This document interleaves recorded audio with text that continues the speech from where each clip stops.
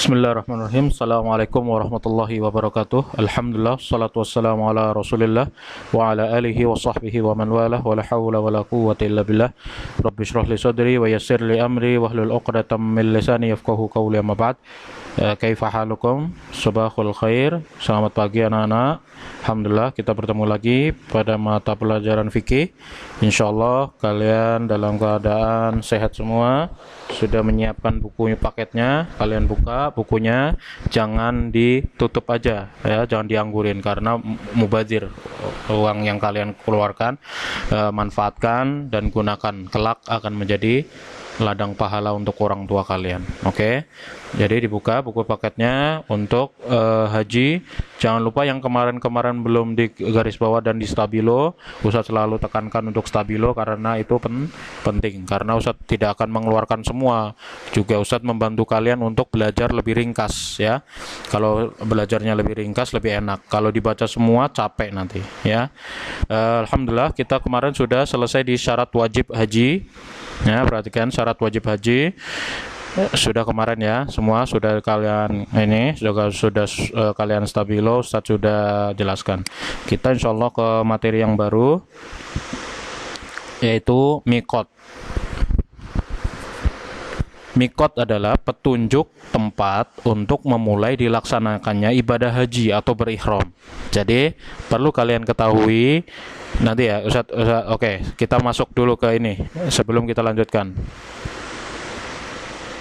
Ustaz akan lihatkan peta. Nah, ini kalau kalian melihat di peta ini adalah jenis mikot yang Allah sudah beritahu lewat Rasulullah Sallallahu Alaihi Wasallam.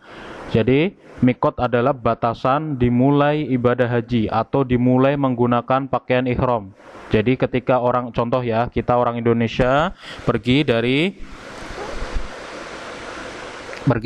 Indonesia, misalkan dari bandara terbang pakai pesawat. Nah, mulai dari nanti di Yalamlam ini adalah mikot untuk orang Indonesia ya, para tamu Allah yang ada dari Indonesia ya, dari Yaman itu menggunakan dari Yalamlam ya. Yalamlam adalah nama tempat, ini namanya nama-nama tempat nih, Juhfah, Dzul Khulaifah, sama Dzatu Irq, sama As-Sailul Kabir.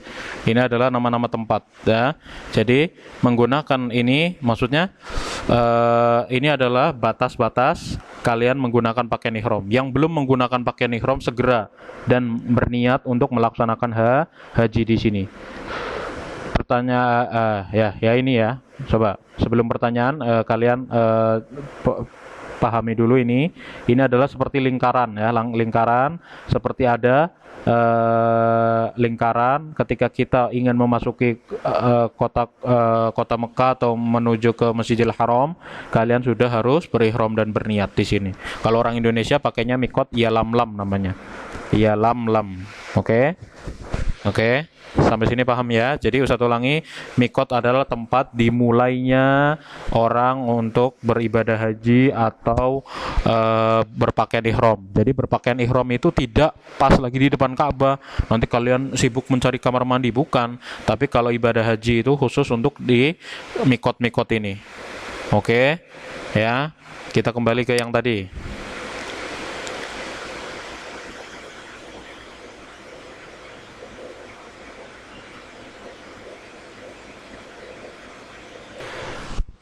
Oke, kita lanjut. Tadi sudah kalian lihat peta ya, peta itu peta Asia, peta Saudi Arabia tadi, yaitu jenis mikot nanti insya Allah akan Ustaz jelaskan. Jadi mikot dulu adalah pengertiannya petunjuk tempat untuk memulai dilaksanakannya ibadah haji atau berihram. Ustaz, gimana cara kita tahu kalau itu kita sudah masuk tempat mikotnya? Mikot adalah tempat ya, sudah tempat itunya tadi mikotnya. Biasanya kalau di penerbangan sekarang di semua maskapai penerbangan, semua misalkan naik Garuda, nanti akan diberitahu sama lewat pengumuman nanti ya, para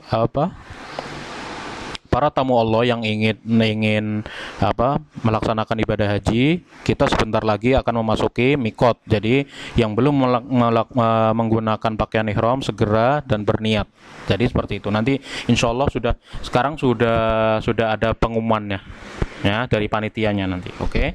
Jadi tapi perlu kalian tahu, jangan kalian nanti nunggu-nunggu aja.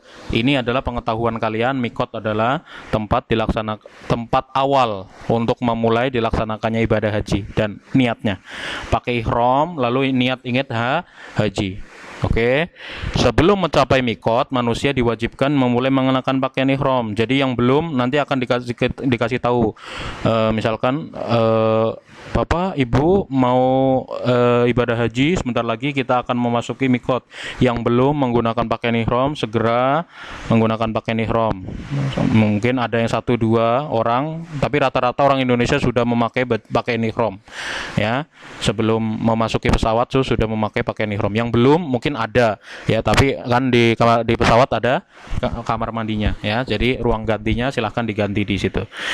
Bagi laki-laki memakai 2 kain, cukup 2 kain, satu sebagai sarung ya, sarung bawah itu menutupi dari pusar sampai ke bawah kaki, dan satu sebagai penutup badan bagian atas ya, jadi cuma 2 helai kain. Oke, jadi satu sebagai sarung, di atas sebagai penutup badan bagian atas. Kalian nanti akan kita tahu ya. Sebagian kalian insya Allah sudah pernah lihat bagaimana laki-laki menggunakan pakaian ihram. Bagi perempuan memakai baju yang menutup semua auratnya. Jadi nggak usah ikut-ikut laki-laki pakai 2 kain. Itu auratnya terumbar semua nanti. Oke. Jadi semua pakaian untuk perempuan yang semuanya menutup aurat, semuanya menutup aurat. Oke. Di sini ada dua pendapat, yaitu untuk aurat perempuan ada 2 pendapat ulama. Yang pertama, untuk wajah dan telapak tangan itu bukan termasuk aurat perempuan ya, untuk wajah dan telapak tangan. Makanya kalau kalian pernah lihat bentuk mukena yang kalian mungkin pernah pakai, itu mukanya terlihat dan mungkin telapak tangannya ada yang terlihat, itu tidak apa-apa.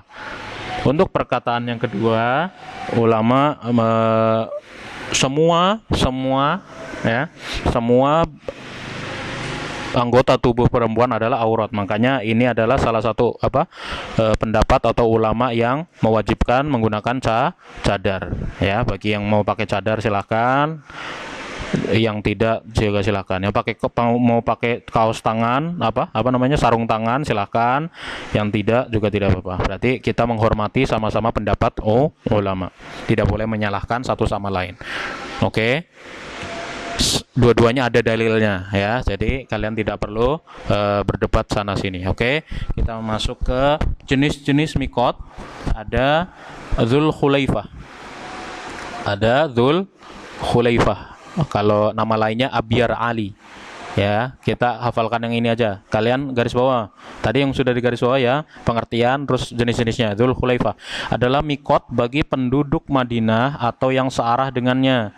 Jadi kalau dari Madinah pakainya ini, atau searah dengannya dari Madinah belakang ya. Nih saya sebutkan Dzul Khulaifah. Jadi dari Madinah, ini orang-orang Palestina, orang-orang Libanon, orang-orang Suria, orang-orang Eropa menggunakannya Dzul Khulaifah ya. Jadi lewatnya sini. Jadi Ustadz, ada pertanyaan, Ustadz, kalau saya keliling dunia dulu boleh nggak masuk lewat Yalamlam? Boleh. Maksudnya, tapi kalau kebiasaan orang-orang yang dari Madinah yang jalan kaki atau naik bis itu pakainya di sini ya. Ustadz, boleh nggak saya makainya di rumah? Boleh, pakai pakaian ihramnya di rumah boleh. Yang penting sebelum memasuki area mikot.